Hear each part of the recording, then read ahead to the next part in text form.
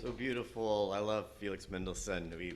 He left the world too soon, perhaps at only the age of 38. But I had to chuckle a little bit, and it's all on me, when I saw the title or what her selection was, because I've been on the road. You probably have not seen me in church for over a month, it seems. I've been on the road traveling for the greater part of the past 6 weeks. Totally lost track of time. So I was being proactive, working on sermons and things, ahead of time. But I actually was so off what the date was in my mind. I thought next week was the 16th. So when President Claudia sent me an email asking for the bulletin, I thought, oh. So I quickly threw together a bulletin for the sermon I was working on, and then realized, and I like to send, the theme to Julia so she can actually select her pieces thoughtfully. And had sent everything for a sermon I'm doing in July. So about 2 hours later, it dawned on me, this is Father's Day, which was already done, and I had to quickly do a mea culpa and send the whole kit and caboodle back over with apologies to Julia. When I saw a song without words, I thought, yes, perhaps that song would be Reverend Brian. If there were words to that song, it'd be, yes, Reverend Brian, I'm not a karaoke machine. You just can't keep flipping things around on me like this. So I really apologize, and it was my attempts to be over-prepared. I still wound up dropping the ball. Thank you for your flexibility. Thank heaven she has a master's and is not self-taught, because obviously, we're very fortunate to have you, and it was beautiful. Full disclosure, the thought of giving a Father's Day sermon gives me pause, because I'm not a father. And while I look back in my childhood with gratitude, my relationship with my father was not storybook. In my opinion, there are far better ministers to stand behind a pulpit and welcome all the fathers and their children. And perhaps I could impart some sage advice, such as this classic from 2 Samuel chapter 7, verses 14. I will be his father, and he will be my son. When he does wrong, I will punish him with a rod wielded by men, with floggings inflicted by human hands. Or perhaps not. We've come a long way since this was the model for fatherhood. Rods and floggings have gone away with the whip and the buggy, if you will. And with limited exception, pretty much all the duties and expectations of so-called fatherhood are now fulfilled by either parent, interchangeably at times, relatives, neighbors, role models. It always amazes me, even in my 50s, when a new father figure, a male mentor, a mentor pops up at my age, when I've expected to be one, and I'm still receiving them. Unlike Mother's Day, Father's Day arose from unhappy circumstances. The first in 1908 was a commemoration in West Virginia for 362 men who died in a mining disaster. And the tradition we celebrate today began the following year, clear across the country in Washington State. Young Sonora Smart Dodd's mother had died in childbirth when she was just 16, leaving her father to raise her and her 5 brothers. And in 1910, a now 27-year-old Smart Dodd sat in church on Mother's Day, listening to her minister extol the virtues of motherhood, but instead of reflecting on the mother she'd lost. This daughter swelled with gratitude and admiration for her father, William Jackson Smart, who had raised 6 children on his own. And within weeks, she convinced the Spokane Ministerial Alliance to honor the fathers in the community. And on June 19th, a joint observance was held at the local YMCA. Now, Father's Day would not be a national holiday without Smart Dodd's unwavering commitment. She continued to promote it and got the U.S. Congress to initiate a bill in 1913.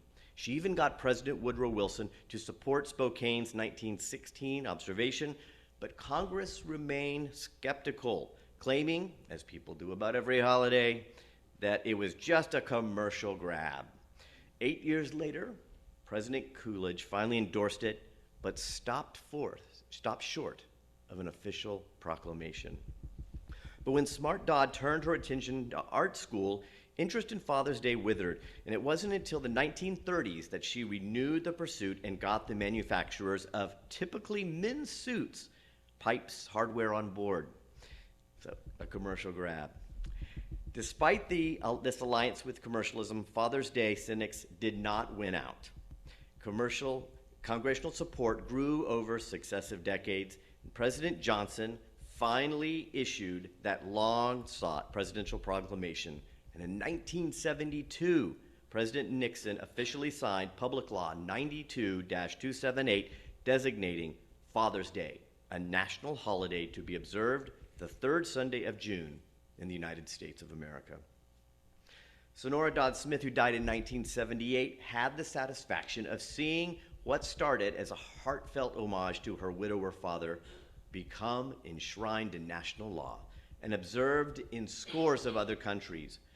Watching a 2010 PBS documentary on Smart Dodd, I was delighted to hear how her own granddaughter, Barbara Dodd Hillerman, shared that she used to send Father's Day cards to her grandmother. What a special gift that must have been to the founder of the holiday.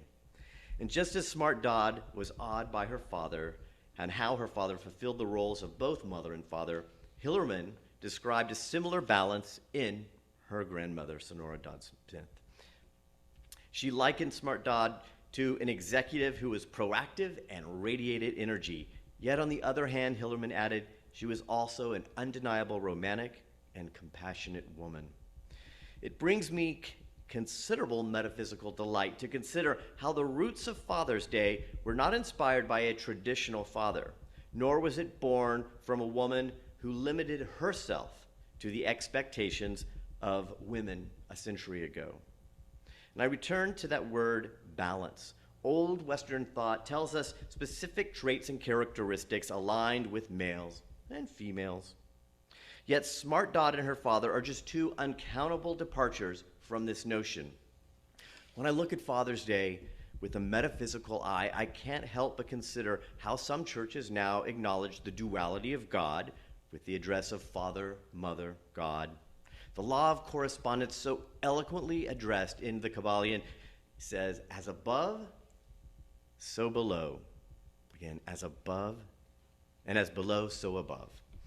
And this reveals that this duality resides within each of us. Whether we employ them in obvious ways depends on our life circumstances, but they reside within each of us nonetheless.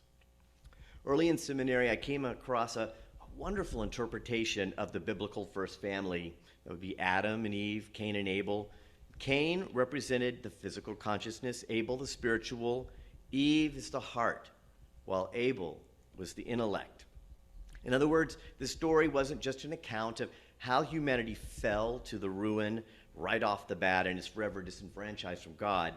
It's also a useful allegory for the four consciousness and how they fall into disharmony when we stray from good, orderly direction. G-O-D, good, orderly direction. Now, from my perspective, modern metaphysics is inclined towards the heart. We are a love-centric people, are we not? Our strength is derived from it. When it comes to the intellect, many of us think that the best course of action is to quiet the mind, that pesky monkey mind, meditation, teachers sometimes call it. It's not enough to keep the mind quiet, however. We must nurture it, be good stewards, and grant it to an appropriate place at the table. And anyone reading the news over the past few years has probably seen frightening evidence of what happens when the thinking has strayed too far from good, orderly direction. We get suspicion, we get discrimination, we get fear dominating over hope, love, and faith. And several years ago, I had the fortune to hear Aramaic scholar and minister Dr. Rocco Errico address the conundrum faced by modern faithful when considering the male father-only depiction of God in the Bible. Yes, the Semitic word Abba is used to address a male parent in that part of the world, but Dr. Errico invited us to consider the text within the period and the culture with which it was written. Remember, the survival of the chosen people, the survival of people back in that time, both population and faith was of an utmost priority. Fathers at that time in the culture provided rules and guidance. They provided food, shelter, safety. And what was left for the biblical mother, I suppose, but to provide all those other things which actually make life worth living. Now, kidding aside, the biblical father, as described above, sounds practical but necessary. And Sonora Smart Dodd had an uphill battle getting her holiday on equal footing with its female counterpart. When it comes to recognizing our various types of consciousness, I think the intellect is similarly the underdog compared to the fares of a human heart. Valentine's Day, anyone? You may recall I have a degree in education, and I'm a college professor, and still I have to admit that the rigors of the American education system have made the intellect seem quantifiable and thus an unfortunate means to rank people. And this, in my opinion, does the intellect a great disservice. It's father intellect which enables us to put mother heart into action, no matter how well we did on standardized tests. This intellect is how our emotions are made manifest in the world. This makes everyone's intellect potentially either our greatest blessing or our greatest weapon. When you look at it that way, it's easy to see how father intellect deserves some respect. And when you have a moment, I want you sometime this week to take pen to paper and write down all the wonderful ways father intellect has enhanced your life. Are you curious? Are you able to see things from multiple perspectives? Are you creative? Reflect on this list. I hope it's a long one. And say, thank you, intellect.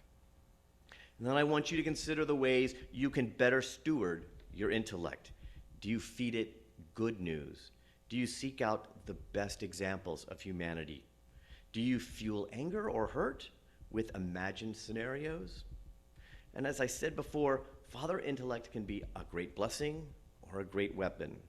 And looking back on our scripture from 2 Samuel 7:14, it certainly seems that way. When he does wrong, I will punish him with a rod wielded by men, with floggings inflicted by human hands. Hear that line again with metaphysical ears. When he does wrong, I will punish him with a rod wielded by men, with flogging inflicted by human hands. God is not the vengeful one in this scripture. He's not the vengeful one we often in the past used to hear so much about. These words are stern, but they are a stern reminder of our personal responsibility and how we co-create everything, including our own punishment. Just like the biblical Abba, father intellect is not a distant, calculating parent. In good orderly direction, it paves the road to more of everything that is wonderful in the world. And as the next verse of Samuel's scripture assures us, but my love will never be taken away from him, as I took it away from Saul, whom I removed from before you. Your house and your kingdom will endure forever before me, and your throne will be established forever. Blessings to you and your fathers in all their forms.